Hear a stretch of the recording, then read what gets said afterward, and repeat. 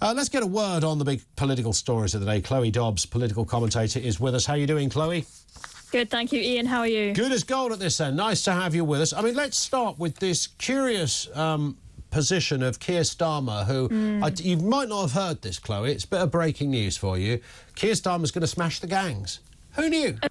Oh, wow. I mean, I've never heard that before. Never heard that. Smash the gangs, smash the gangs. They told us that before the general election, and then they had this, you know, new border force command, i.e. with no force. And for the whole summer, they couldn't even find a guy to lead the thing. Correct. They finally found someone now. But so it's interesting to see that now they are starting to look a little bit more proactive on trying to smash the gangs. They're forming some new deals with the Balkans and whatnot, which I'm sure we'll talk about. But over the summer, it was pretty disappointing. Whilst the weather is nice and they're all flooding in, they just stood back and let them all arrive. Yeah, and that's always been my point, Chloe, on this story, is that smashing the gangs is one part of the story. We all get that. Everyone wants... I mean, this is kind of organised crime. This is sort of Mafia territory. So, yes, of course we want... And, of course, they've been trying for years, not just us, France, Germany, the Netherlands, Belgium, particularly those northern European countries, to chase the bad guys.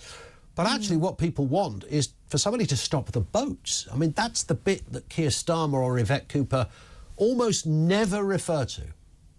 Yeah, I mean, as it's been said by the Reform Party many times, the main parties, they just don't have the political will to do the obvious thing, like turn the boats around, for example. I mean, it is a complicated issue. It's not just that. For example, you've got people coming over to the UK because the other countries haven't offered them a nice, cosy bed to stay in, free food and all of that. So it's obviously a pull factor if we're offering them all of that. It puts us in a difficult position, because if we don't offer people who do end up arriving here, you're probably never going to end up with zero boats, no place to stay whatsoever. You've then potentially got a rise of homelessness, gangs on the streets, and unsafe streets. So it is a difficult thing to manage. But I think that, you know, Keir Starmer is going out, he's talking to the Europeans, and yes, it's good to cooperate with them, it's good to share intelligence with them about the gangs where we can, rather than just focusing on the border between France and the UK, but the whole long journey that these migrants make across many borders. I think that is a good thing, but,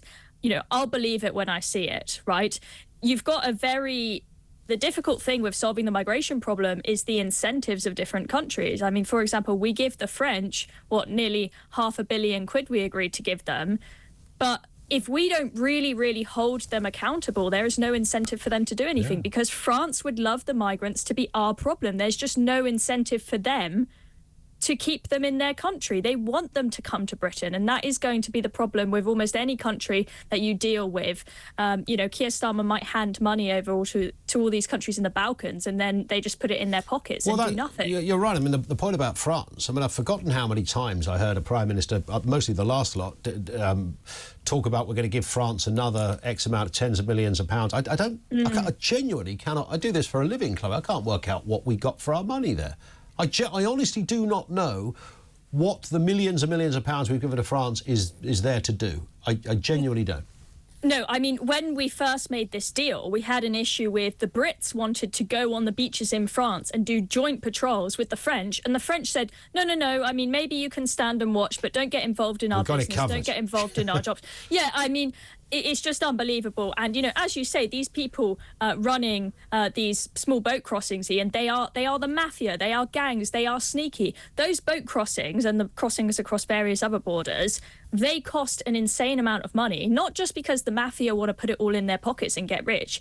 That money, it goes up the chain to so many different people. It goes to the border force, it goes to the police, it goes to local politicians, national politicians and EU officials to bribe everyone to make sure that they shut up and they turn a blind eye. So we might get the odd video from the French of them slashing a dinghy saying, look, we're spending your 480 million quid well, we're doing something. But then the rest of the time, when the cameras are off, they'll let the boats go. And that's the problem, isn't it? And what we have this curious, again, obsession with the gangs, which is like, you know, great if you can catch these people, but we know that from trying to catch drug gangs, you know, you stop one and, like the proverbial air bubble, another one just pops up somewhere else. I sense this is the kind of the greatest impossibility to ever do that to its fullest extent. We'll watch and see if Mr. Starmer succeeds. We'll give him maybe a year, but I doubt it. But in the meantime, he seems perfectly relaxed about the actual crossings and obsessed with the gangs behind them. Also, Starmer's tax raid will mean big corporations turning farmland into net zero forests, according to some experts. This is Starmer's inheritance tax changes, which could lead to farmland being bought up by corporations for carbon offset schemes, because we all need a carbon offset scheme, of course. The National Farmers Union estimates 2/3 of farms will be taxed, with estates over 1 million facing a 20% tax. Some are saying this will lead to farms simply saying, well, we can't do it, and therefore the big guys will come along and use those fields to offset their carbon. And who doesn't want to offset their carbon?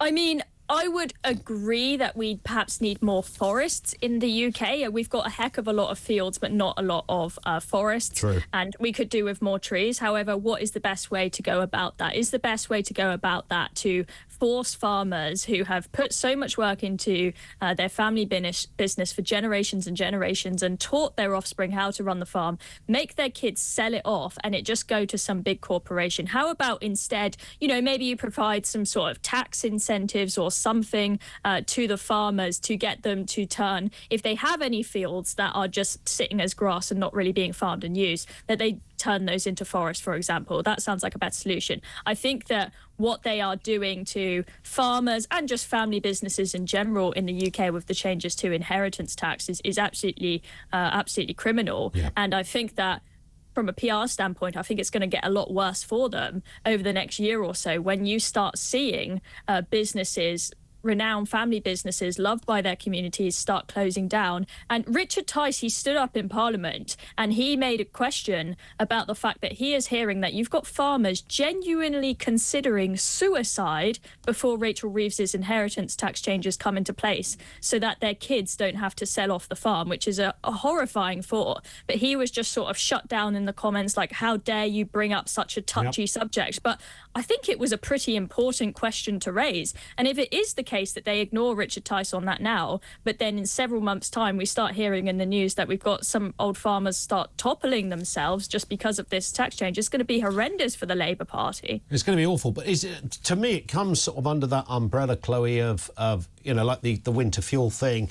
Well, it's just some old Tory voting pensioners, so we can get away with it. Farmers probably vote Tory, not really our base, so we can get away with it.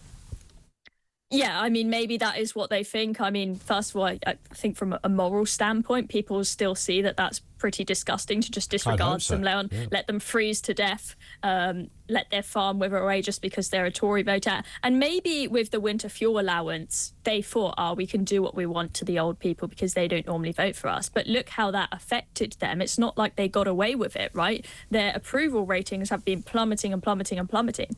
You would have thought that they'd have learnt their lesson after that. Yeah. But I mean, Rachel Reeves, she put herself in a very difficult position in the budget because she came in thinking, I can promise not to raise taxes on working people, even though I want to spend a load of money, because just one big capital gains tax hike, that will do it. That will cover my costs, right? Then the Treasury started running the numbers for her and said, a load of people will leave the country. Yes. For example, you're not going to get all the money that you think from a capital gains tax hike. So then she started freaking out, thinking, where on earth am I going to get the money? Obviously, she started blaming the black hole and whatnot for all the tax rises, but she really clearly is just not a very good mathematician, doesn't have much common sense. Indeed. And a final one. Look who's just become a landlord. It's only Keir Starmer himself. He's letting out his North London home after moving into Downing Street. He bought this house in 2004 for £650,000. In just 20 years, it's now worth £2 million. And with a house that valuable, he can trouser between £3,000 and £5,000 a month, according to local property listings. So, assuming he's got they reckon 8 years in Downing Street, 10 years in Downing Street, that's a nice little extra earner, because we know he hasn't got a mortgage either. Well, yeah, that will be a nice little bit of extra cash on the side. I mean, now that he's had to promise not to take any more free clothes from Lord Ali, he might need a little bit of extra income on the side. Buy his own pants. He's got to buy his designer glasses and whatnot. So, yeah, I mean, it will be interesting to see if his perspective, now that he is a landlord, and Rachel Reeves has also done the same. She's renting out her place now that she is living in Downing Street, if that changes their view at all on what they bring in this renters' rights bill. There are some things in there which I actually really agree with, but you may find that if he is struggling as a landlord to meet the demands of the bill that his government is putting into place, that they might take the pressure off landlords a little bit, because I think there is a big concern that a lot of landlords are going to stop letting out their places if they really clamp down on them. Yeah, indeed. Rachel Reeves earns $74,000 a year from her properties, plural. So she's obviously renting out her own former family home, and I'm assuming she's got others as well. So they're doing quite nicely, the old socialists, out of this terrible, terrible trade of being a landlord. It's a good time to be alive if you live in number 10 or 11 Downing Street. Listen, Chloe, great to have you with us. We will speak again soon. Chloe Dobbs, political commentator, with us here on the programme.